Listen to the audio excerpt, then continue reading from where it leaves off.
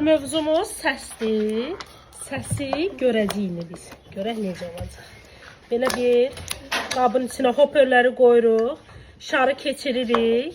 Sonra bizim əlimizdə olan belə bir işığımız var, güzgümüz var. Bunu bunun üzərinə yapışdıracağıq.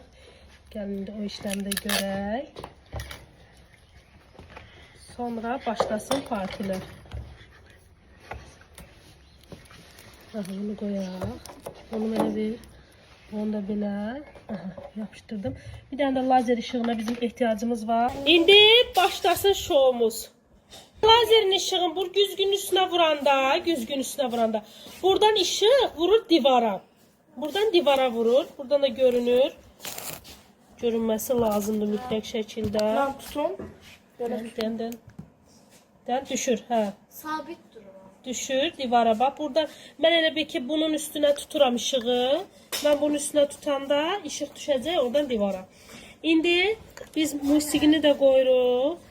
Nasıl böyle sevdik daha In our everyday lives. It brings us into the right mood, it bonds us to other people, and it also creates shared experiences.